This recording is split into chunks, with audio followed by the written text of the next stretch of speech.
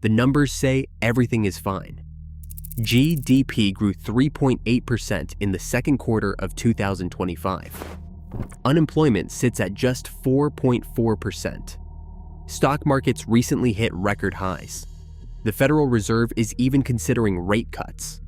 Look at any official statistic, and America appears to be navigating the post-pandemic economy better than almost anyone predicted.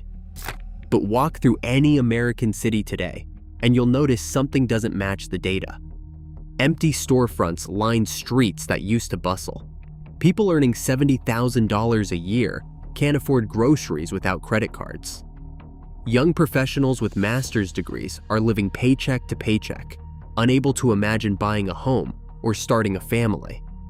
24% of American households now spend over 95% of their income just on necessities, leaving nothing for savings, emergencies, or building wealth.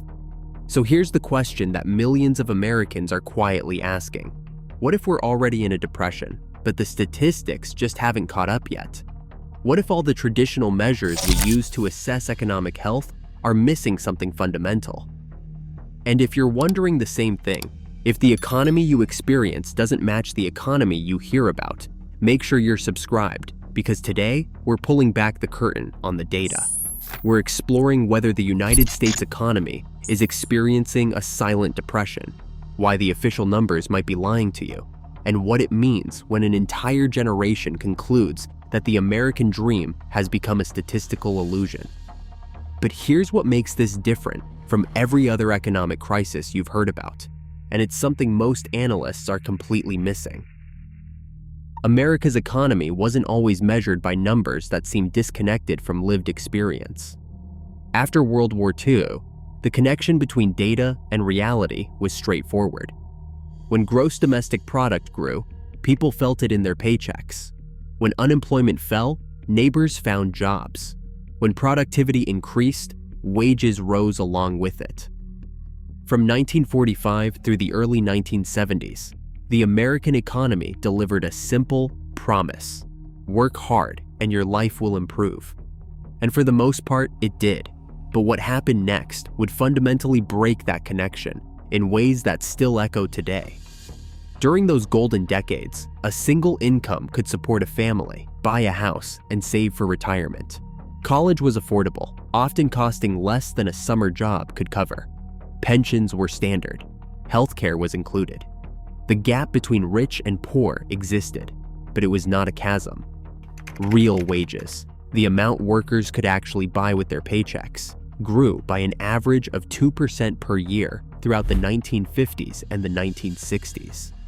That compounding meant each generation earned substantially more than the previous one, not just in dollars, but in actual purchasing power. The manufacturing sector employed millions in stable, well-paying jobs that required only a high school diploma. Detroit's auto plants, Pittsburgh's steel mills, and countless factories across the Rust Belt churned out both products and prosperity. A factory worker could buy a home, raise 3 kids, take a vacation every summer, and retire with dignity at 62. The math worked because productivity gains were shared. From 1948 to 1973, productivity rose 96.7%, and hourly compensation rose 91.3%. Workers captured almost all the value they created. But here's what they do not teach you in economics classes. That system did not collapse on its own. It was deliberately dismantled, piece by piece, starting in the 1970s. And what replaced it is the system crushing Americans today. By 1970, the United States produced 40% of the world's manufactured goods with just 6% of its population. That dominance translated into high wages, strong unions, and economic security for working-class Americans. The dream was not just marketed propaganda. It was statistical reality, backed by data that matched what people experienced in their daily lives. Social mobility was not a concept debated in economics journals. It was the lived experience of millions moving from working class to middle class within a single generation. But that connection between economic statistics and economic reality began fracturing in the 1970s, slowly at first, then catastrophically. And today, 50 years later, we are living with the consequences of that disconnect. The numbers keep saying we are fine. The people keep saying we are not. One of them is lying. And by the end of this video, you will know which one. The turning point arrived gradually, disguised as progress. In the 1980s, policymakers began a fundamental restructuring of the American economy based on a seductive theory. If you freed capital from regulation, lowered taxes on the wealthy, and allowed markets to operate without constraint, prosperity would trickle down to everyone. It did not. Instead, it concentrated at the top, while costs for everyone else exploded. But here is the part that should terrify you about what happened next. Between 1979 and 2020, worker productivity grew by 61.8%. That is enormous. American workers became vastly more efficient, producing far more value per hour worked. But during that same period, hourly pay grew by just 17.5% after adjusting for inflation. Let that sink in. Workers created 3.5 times more value than they captured in wages. Where did the rest go? To corporate profits, executive compensation, and shareholder returns. The productivity pay gap, once nearly non-existent, became a chasm. And this gap is the hidden engine driving everything you are about to see. At the same time, costs for essentials began rising far faster than the official inflation numbers suggested. The Consumer Price Index, the government's main inflation measure, tracks a basket of goods weighted by household spending patterns. But it systematically understates the inflation experienced by ordinary families, because it underweights housing, healthcare, and education, while overweighting consumer electronics that get cheaper every year. Your smartphone costs half of what it did 10 years ago. That is good, but your rent doubled, your health insurance tripled, and college tuition increased by 180%. This is not an accident. The way we measure inflation was redesigned specifically to hide what is happening. The housing market offers the clearest example of this divergence. In 1970, the median home price was $23,400, roughly 2.3 times median household income. By 2020, the median home cost $374,900, about 6 times median income. Today, in 2025, in many cities, that ratio has reached 8 or even 10 times income. Homeownership, once the foundation of middle-class wealth, has become mathematically impossible for millions of Americans earning median wages. The statistics show homeownership rates hovering around 65%, similar to historical averages. Those numbers hide the fact that younger generations are locked out entirely, while older generations hold multiple properties. The housing crisis is just the visible symptom. The real disease goes much deeper, and it is about to get worse. Then came the series of crises that exposed how fragile the system had become. The 2008 financial collapse, caused by reckless lending and inadequate regulation, should have triggered fundamental reform. Instead, the government bailed out banks, while millions of families lost homes, savings, and decades of accumulated wealth. The recovery that followed was extraordinary, but only if you owned assets. Stock markets soared, real estate values rebounded, corporate profits hit records. But for workers relying on wages, the recovery never came. From 2009 to 2019, during the official economic expansion, real wage growth averaged just 0.3% per year. This set up the perfect conditions for what happened in 2020. The COVID-19 pandemic seemed to change everything. Suddenly, inequality became impossible to ignore as essential workers risked their lives for minimum wage, while the wealthy worked from home and watched their portfolios explode. The government response included massive stimulus, pushing trillions into the economy.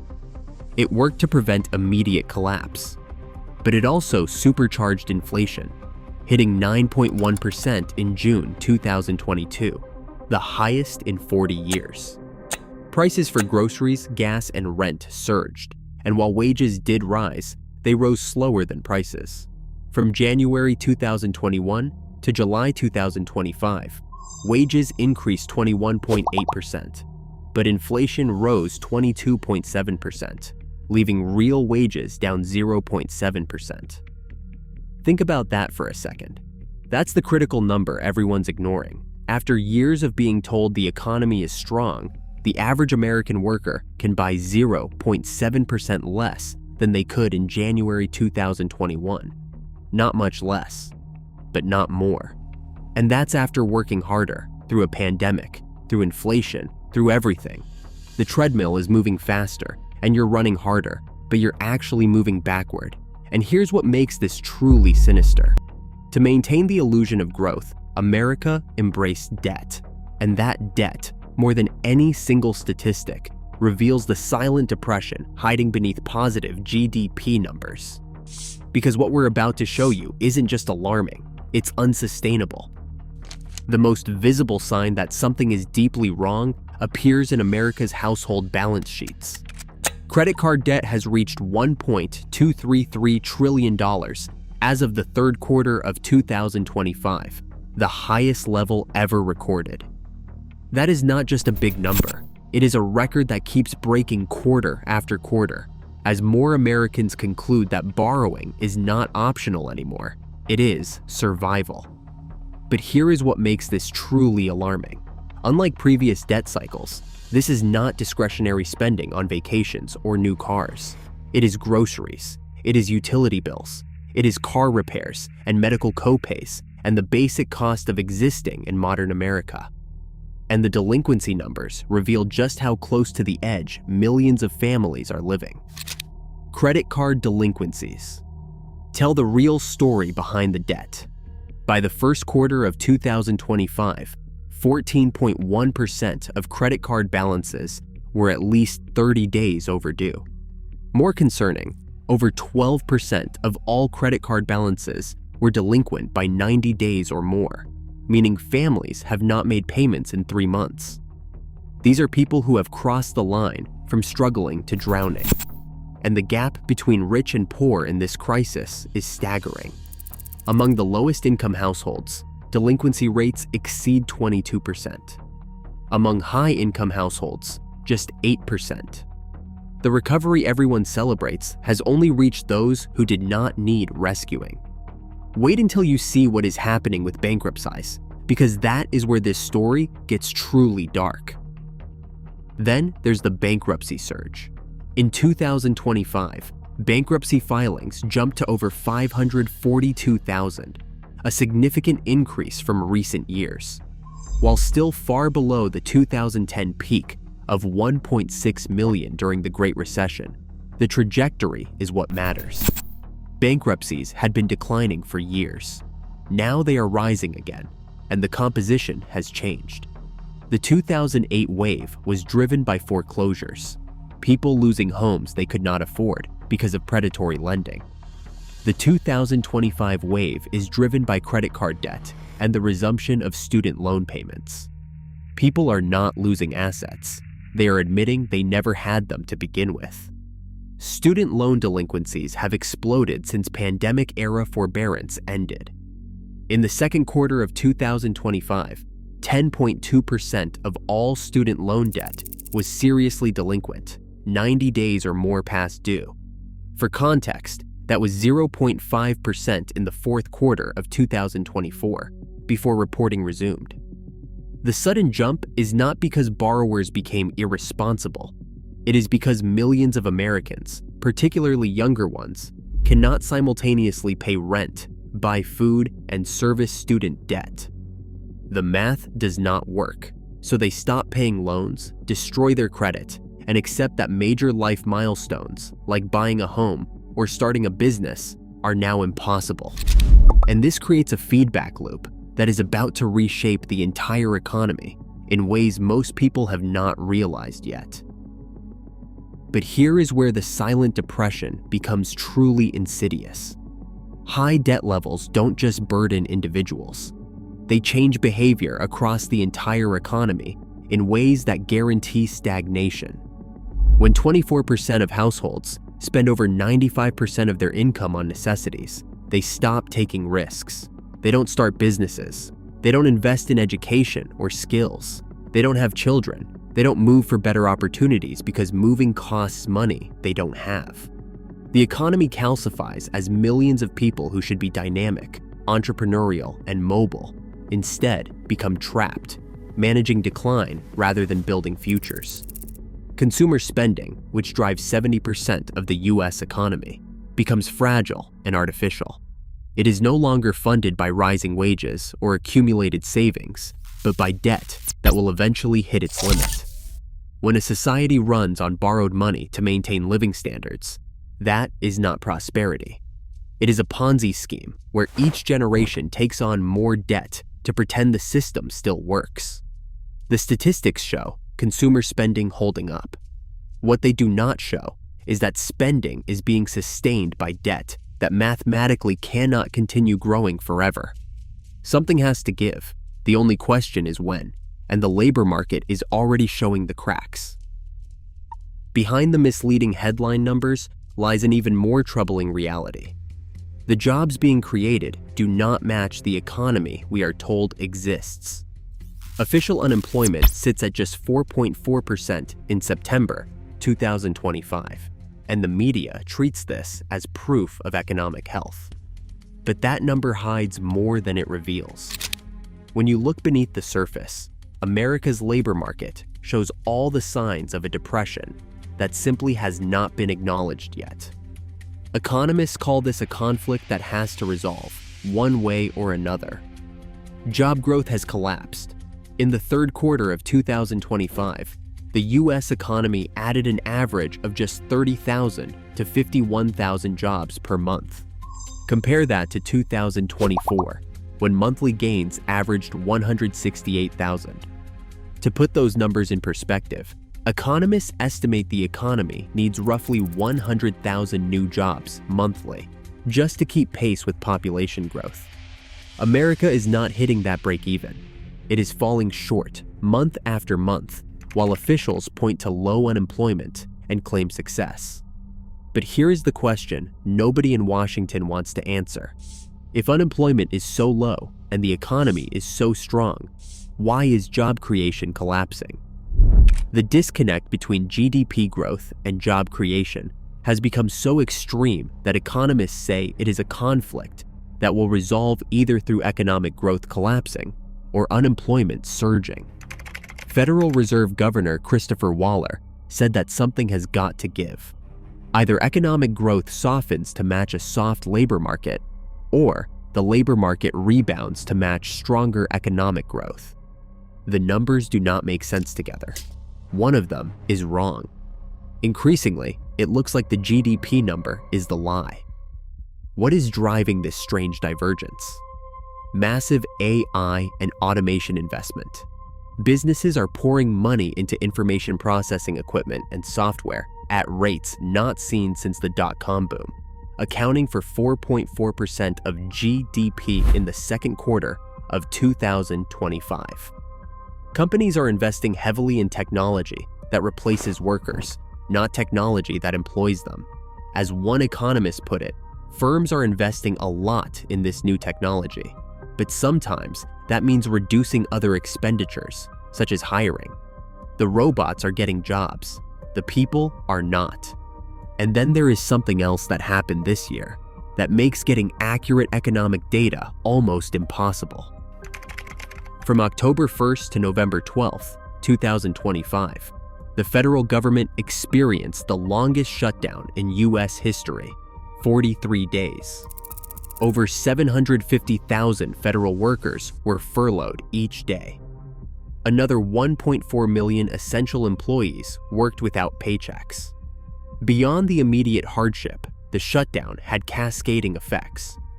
Federal contracts were not paid. Small businesses serving government clients lost revenue. Economic data collection halted, meaning we literally do not have October 2025 employment or inflation numbers. They may never be released. Let that sink in. The government cannot or will not tell you what happened to the economy in October 2025. And when data goes missing, that is usually when the truth is hardest to hide. And federal job cuts continue. The Department of Government Efficiency, DOGE, pushed large-scale reductions across agencies. Federal employment has been declining since January 2025 and is expected to remain below previous peaks for years. Each month, federal job losses subtract 12,500 positions from payroll numbers on average. State and local governments, facing their own budget pressures, are not picking up the slack. But the real crisis is not in headline unemployment. It is in what kind of jobs exist and who can access them. The sectors growing fastest are healthcare, food services, and social assistance, all relatively low-wage, low-productivity jobs. The sectors shedding workers are transportation, warehousing, and increasingly, retail. When an economy shifts employment from middle-wage manufacturing and logistics into low-wage service work, that is not job growth. It is labor market degradation disguised as progress. And the people living through this shift have a very different perspective than the statisticians celebrating job numbers. And for millions, particularly younger workers, the jobs available do not provide a living. 1 in 4 U.S. households lives paycheck to paycheck, spending over 95% of their income on necessities. Many hold degrees and work full-time, but cannot afford rent without roommates or with credit card debt. A 34-year-old with a master's degree told CNN that he had applied to 1,000 jobs in the past year with no success. He said, "To be 34 and living paycheck to paycheck with no savings, things are pretty crappy right now. That is not an outlier. That is the modal experience for an entire generation. The jobs exist on paper. The opportunity does not exist in reality. But if you want to see the clearest proof that we are in a depression, do not look at unemployment. Look at the businesses closing their doors forever." Perhaps the most damning indicator of economic distress does not come from government statistics at all. It comes from watching businesses, the entities that actually operate in the real economy, shut their doors by the thousands. In 2025, over 2,700 retail stores nationwide either closed or announced plans to shut down. That is not just a number. That is empty storefronts on Main Street. That is communities losing gathering places, jobs, and tax revenue. That is the visible, undeniable proof that something is fundamentally broken. And when you see the names on this list, you will understand why this is different from normal business cycles. The closures span every category. Forever 21 filed Chapter 11 bankruptcy and closed 356 United States stores, citing rising costs and overseas competition. Party City shut down completely after a revenue slump it could not overcome. Walgreens is closing 450 locations in 2025 alone, as part of a multi-year plan to shutter 1,200 stores. JCPenney, Rite Aid, GameStop, Petco, and dozens of other chains are contracting or disappearing entirely. Some cite e-commerce competition. Others blame tariffs, rising labor costs, or weak consumer demand. But the common thread is clear. Businesses cannot survive in an economy where consumers are tapped out and operating costs keep climbing. And if you think that is just big retail chains being disrupted, wait until you see what is happening to small businesses. Small businesses, the backbone of American entrepreneurship, face even grimmer prospects. Approximately 21.5% of new private sector businesses fail within their first year. After 5 years, 48.4% have closed. After 10 years, 65.1% are gone. Those are not Depression-era numbers. Those are 2025 numbers. And while business failure is always part of capitalism's creative destruction, the reasons for failure have shifted. In past decades, businesses failed because of bad ideas or poor execution. Today, they fail because costs are rising faster than revenue can grow, and customers do not have disposable income to spend. Bankruptcy filings for small businesses increased 6% in 2025, particularly hitting sectors like retail, restaurants, and professional services. In states like Georgia, business bankruptcies surged 184% year over year, from 213 to 605. Even Wyoming, with its tiny business base, saw bankruptcies jump 367%. These are not just statistics. These are dreams ending. These are families losing livelihoods. These are communities losing the local shops, restaurants, and services that make neighborhoods feel alive. The hotel and hospitality sector offers a stark example. Over the weekend of November 1st and 2nd, 2025, more than 16,700 flights in the United States were delayed, and 2,282 were canceled due to air traffic controller shortages during the government shutdown. By late October, hotels estimated they had lost $650 million in business, directly attributable to reduced travel, government closures, and economic uncertainty. The American Hotel and Lodging Association, representing an industry that supports 2.1 million jobs and generates $894 billion in annual GDP, pleaded with Congress to end the dysfunction. It did not matter. The industry that symbolizes American dynamism and mobility was collapsing in real time while politicians argued over appropriations. And here is what makes small business failure so devastating to the broader economy. Each closure eliminates not just jobs, but opportunity. When a factory shuts down, workers might find employment elsewhere. When the local businesses close, the entire community's economic foundation erodes. Fewer places to work means fewer employment options, which means workers accept lower wages. Fewer services mean residents must travel further or go without. Empty storefronts attract crime and signal decay, which lowers property values and reduces tax revenues, which forces cuts to schools and public services, which drives out families with options. It's a doom loop, and it's happening in communities across America, while GDP numbers remain positive. But the question we should be asking isn't why so many businesses are failing. It's why anyone is surprised. When you combine stagnant real wages, record consumer debt, rising operational costs, and an increasingly hollowed-out middle class, business failures aren't an anomaly.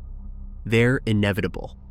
The silent depression reveals itself not in unemployment rates, but in liquidation sales and for lease signs that never go away. Because businesses can't survive selling to customers who can't afford to buy. And that brings us to the most important question of all. So here is the uncomfortable question that brings everything together. If the economy is fine, why does it feel like a depression to so many people? The answer might be that we are measuring the wrong things. Gross domestic product, commonly called GDP, captures production, but not distribution. Unemployment measures job counts, but not job quality.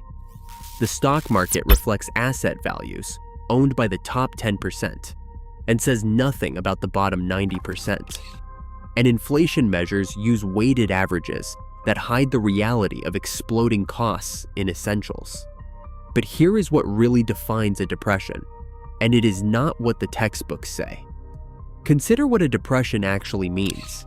The textbook definition is a period of significant decline in economic activity, lasting more than a few years, characterized by high unemployment, falling prices, and credit contraction. But that is a 20th century definition built for an industrial economy. In a post-industrial financialized economy where asset prices can rise while living standards fall, depression looks different. It does not necessarily show up as soup lines and shanty towns. It shows up as educated adults living with parents, not because they are lazy, but because rent is 40% of their income. It shows up as record corporate profits, while workers' real wages decline. It shows up as rising life expectancy, reversing for the first time since World War I because people cannot afford healthcare or are dying from despair. This is the new face of economic collapse. The term silent depression captures this perfectly. Economic output continues. Stock markets hit records. Corporations thrive. But beneath that surface, quality of life is eroding for the majority. Savings are depleted. Debt is rising. Opportunity is shrinking. And most importantly, hope is dying. Surveys show over 60% of Americans report financial stress. 1 in 3 say they have skipped meals to save money. Food bank usage has surged 40% since 2020. These are not depression statistics. These are depression realities. And there is one more parallel to historical depressions that should terrify anyone paying attention. And here is the most troubling parallel to historical depressions: the loss of mobility. The American dream was never about guaranteed prosperity. It was about the realistic possibility of upward movement. Work hard, develop skills, and your life will improve beyond your parents. That promise is statistically dead. Economic mobility in the United States is now lower than in most developed nations. A child born to low-income parents today has less chance of reaching middle-class status than at any point in the past 70 years. And when that fundamental promise breaks, societies do not just stagnate, they destabilize. The psychological impact of this shift cannot be measured in GDP. When an entire generation realizes the game is rigged, that effort and education and sacrifice do not translate into stability or security, something fundamental breaks. Entrepreneurship declines because why take risks when the upside is capped, but the downside is permanent debt? Birth rates plummet because children are financial catastrophes, not joys. Marriage rates fall because committing to shared poverty is not romantic. These are the invisible costs of a silent depression, costs that compound over decades and reshape society in ways that cannot be reversed with interest rate cuts or stimulus checks. So let me ask you directly. So, is the United States economy in a silent depression? By traditional metrics, no. GDP grows, unemployment remains low, the system functions. But by measures that actually track human well-being, lived experience, and future prospects, the evidence is overwhelming. Real wages are falling. Debt is exploding. Businesses are failing. Social mobility is collapsing. And most telling of all, the people experiencing the economy daily overwhelmingly report that something is deeply wrong, even when the experts and politicians tell them the numbers are fine. But the real question is not whether we are in a depression, it is whether we can escape it, and that answer might surprise you. What comes next? Can the United States escape this trap, or are we watching the slow-motion collapse of the economic system that defined the post-war American century?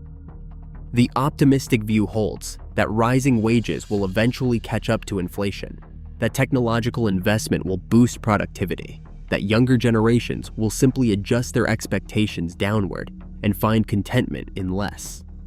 The pessimistic view suggests we are in the early stages of a long, grinding decline that will not reverse without fundamental reform, reforms that politically seem impossible. What is certain is that ignoring the disconnect between statistics and reality makes the situation worse. Every month, officials tout positive GDP while families struggle to buy groceries and trust in institutions erodes further. Every speech celebrating record stock markets, while educated workers live paycheck to paycheck, increases resentment and radicalization. Every insistence that the economy is strong, while small businesses shudder and communities hollow out, widens the gap between governing elites and the governed. And eventually, that gap becomes unbridgeable. Perhaps the most honest answer is this: America is not in a traditional depression because GDP has not collapsed and unemployment is not massive. But it is experiencing something arguably worse: a permanent decline in living standards, and opportunity masked by debt and asset inflation. A situation where the economy appears healthy while society grows sicker. Call it what you will: silent depression, secular stagnation, late-stage capitalism. The label matters less than the reality, and the reality is that millions of Americans are quietly concluding that the system no longer works for them.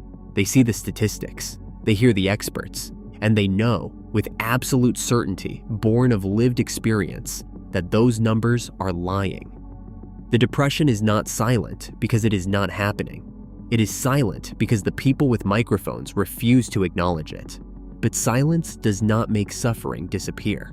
It just makes it invisible to those comfortable enough to look away. So here is my question for you. I genuinely want to know your answer.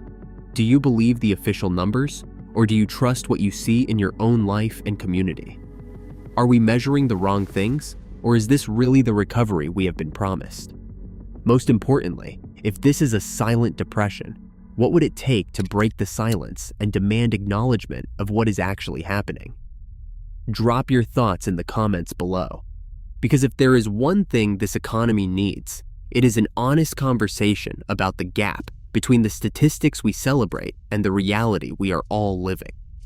If this analysis opened your eyes to what is really happening, make sure you are subscribed, because we are going to keep following this story as it unfolds. The truth is out there. You just have to know where to look.